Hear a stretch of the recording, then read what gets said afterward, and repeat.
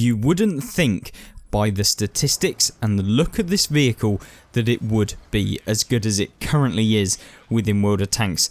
And of course we're checking out the AMX 30, the tier 9 version of the French medium tank, the kind of leading up to the AMX 30B. This is a really great tank in World of Tanks and console especially, and so you'll be able to actually have a look at how this tank plays, why you would actually want to get this tank as well within the game, because ultimately a lot of people will just instantly look at something like the Leopard 1, maybe they look at things like the autoloading versions like the TVP and stuff like that, and they completely disregard the AMX 30, but that can be an actual real problem because the AMX 30, with all of the current buffs and all of the changes that Wargaming have made over the years, is actually fairly competitive now within the game, and I'm sure that many of you who have actually played this French tier 9 medium will understand that on console this is a superior tank in many regards to things like the Leopard 1, and in fact you actually get turret armor now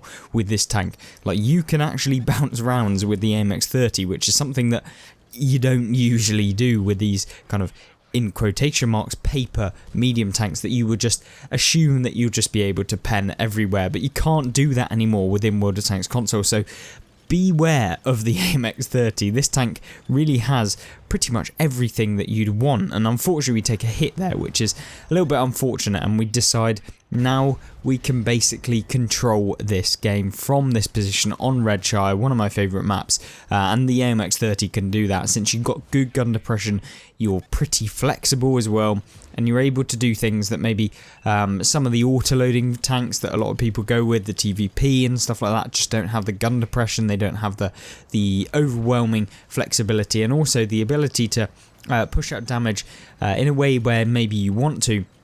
And you can see here we're using kind of the ridgeline, we're able to get into a nice position to take a few shots at this VK. We bounce one, unfortunately, which, you know, it happens with every tank, but the AMX 30 can be pretty pinpoint accurate, and you're able to do things where a lot of the enemies aren't really going to be able to do much against you.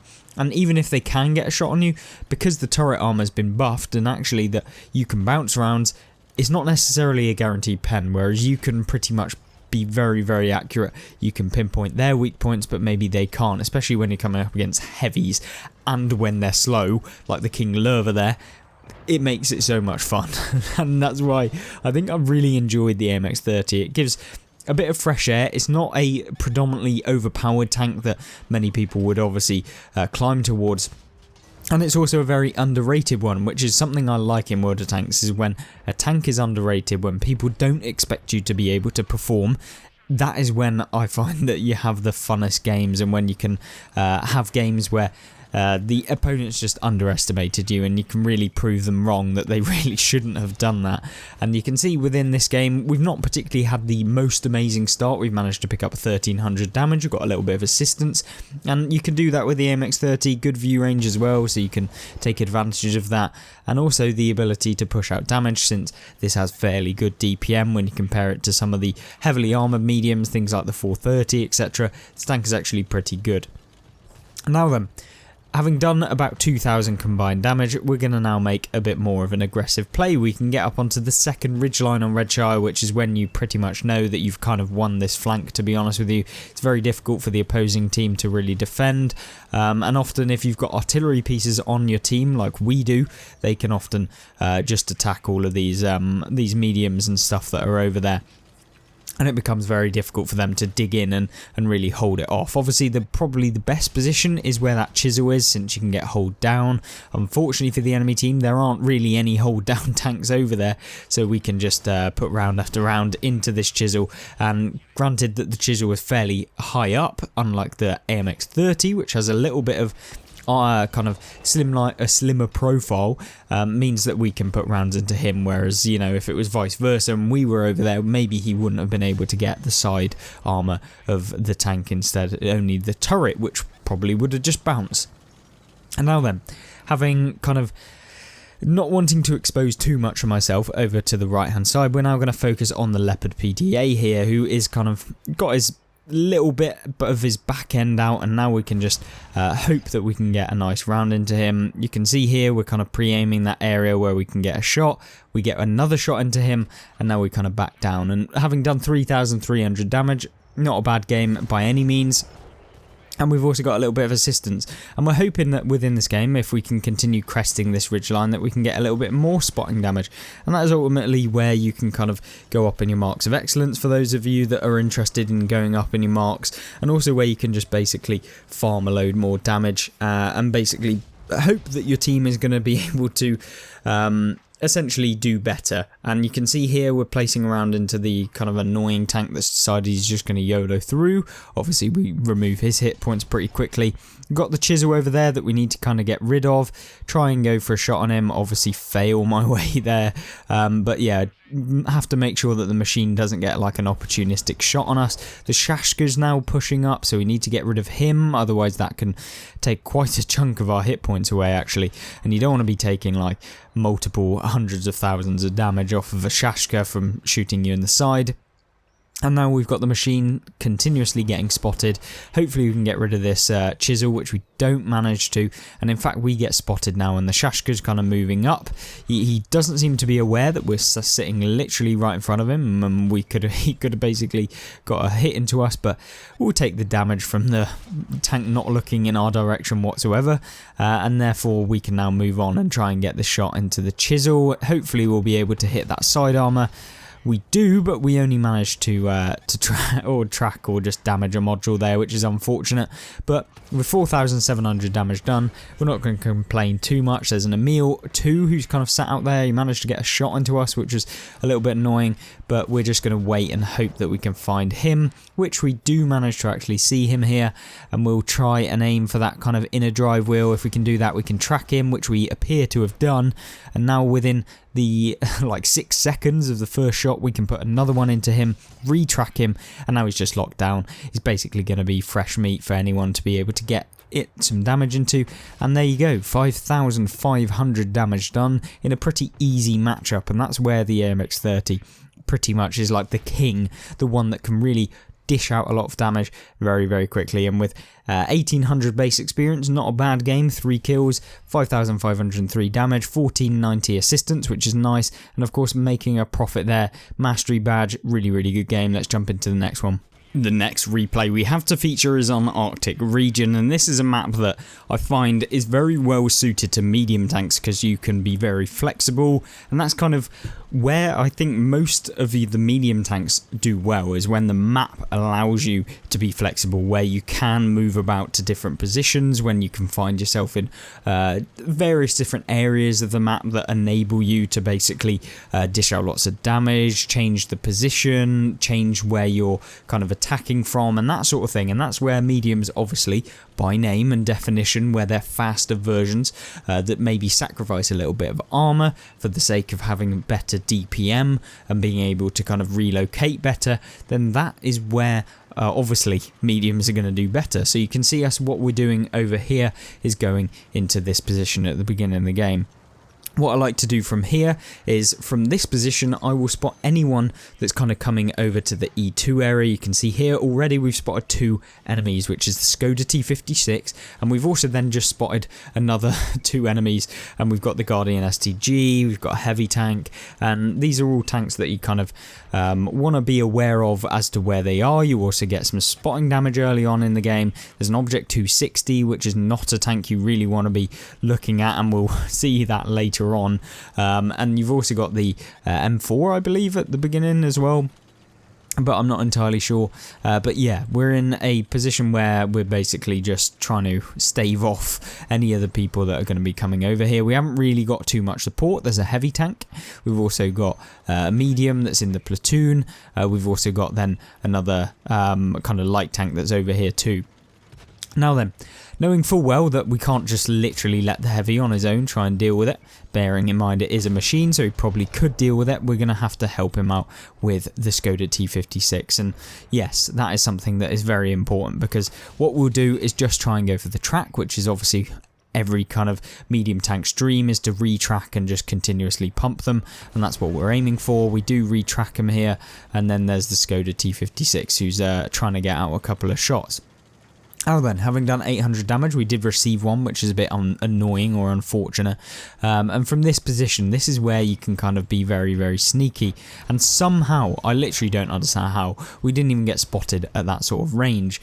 But we do have to, once again, be careful from the left, because if this machine gets taken out, or he leaves, or does something very strange, or maybe he doesn't realise that he can kind of win this flank and he decides to relocate, and we're kind of left here against an Object 260, and a Skoda T56 is obviously not going to go too well, but regardless of that, we're kind of just staying aware and making sure that we are looking over this area. Also trying to just spot the middle, try and get some assistance damage in there if possible, and then try and win. Now, we don't manage to do very much at the very beginning since we're only on 850, but we can rack up damage and increase the chances of our team winning, which is obviously what everyone wants to do. We get a nice shot into Andre the Giant there, which is always good. A nice side shot into that French tier 10 premium, although it's not really a premium. It's kind of a premium, you know what it is. It's the season pass tank from the WWE season. Unfortunately, that was a thing, but there we go. It means that we can basically, now that we know that we can stay undetected when we actually move up into these positions and where we can use these trees and all of the bushes, it means that we can actually do sneaky things, and it means that we can kind of aim to try and get some side shots and stuff like that into these tanks, and we managed to do one into the Object 260.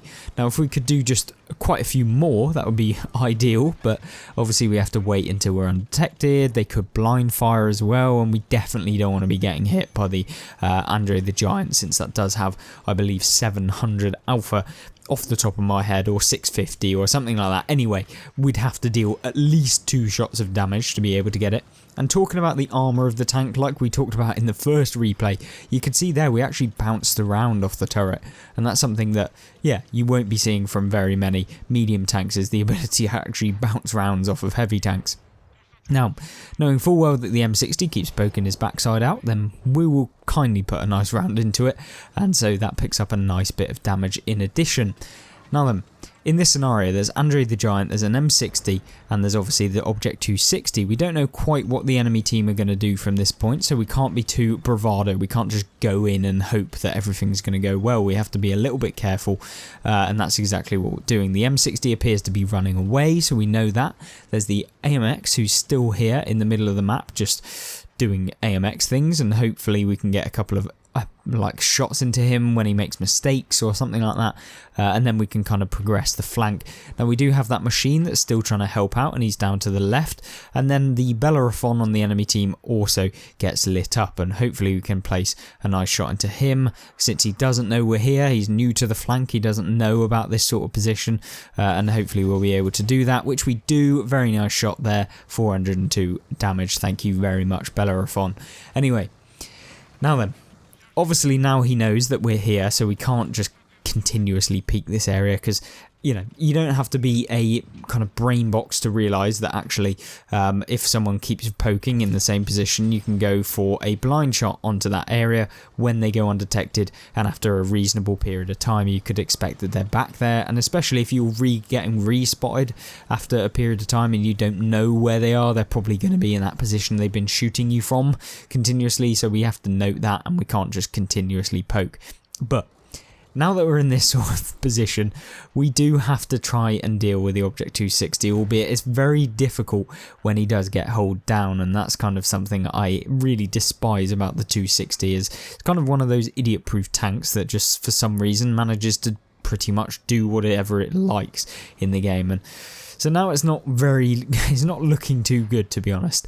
Now, the Bellerophon does make a little bit of a mistake here by trying to push up, and we're not going to kind of complain too much since it's easy damage onto him if we can manage to actually get a nice easy shot into him. Have to be careful of Andre the Giant, who seems to be reversing. We're going to try and go and get a side shot into him. We do, but it bounces, which is really unfortunate, probably because I was loading a heat round, and heat doesn't do too well against the side, but there we go. 2,400 damage done. It will definitely increase if we just continuously kind of be in these areas and help our team out. If we can help the Bellerophon, but help out with the Bellerophon, I should say. Unfortunately, bouncing. Definitely, heat is not the best round to be firing here.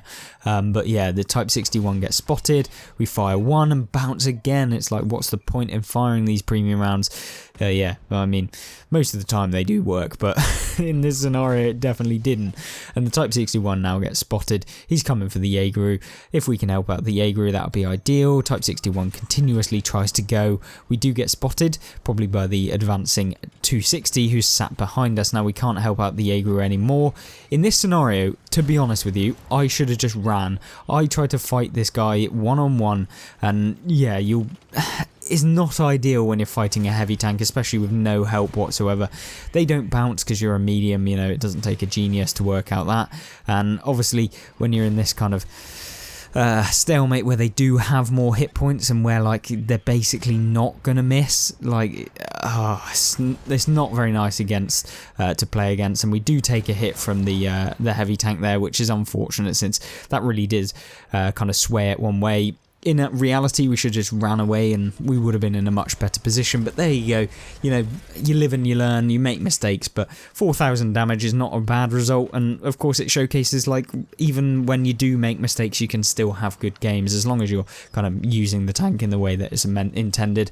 And hopefully that kind of showcased the AMX-30, one of the tanks that definitely gets forgotten within World of Tanks, but it definitely shouldn't get forgotten because it is really, really fun to play. It's super kind of, it is competitive, not super competitive, but you can certainly have some good games. So hopefully you guys actually try out new tanks. You don't just play the overpowered ones. I know how it is sometimes. Sometimes it's kind of, it's nice to just jump on and not have to think too much, but yeah, definitely a tank that I would recommend. Of course, if you want to check out more gameplay and tank reviews, I would recommend these ones on screen. We have, of course, got the Tortoise, and we have got the gameplay and tank reviews playlist, which I will link on the right hand side of the screen. So check those out. I hope you join me there. Goodbye.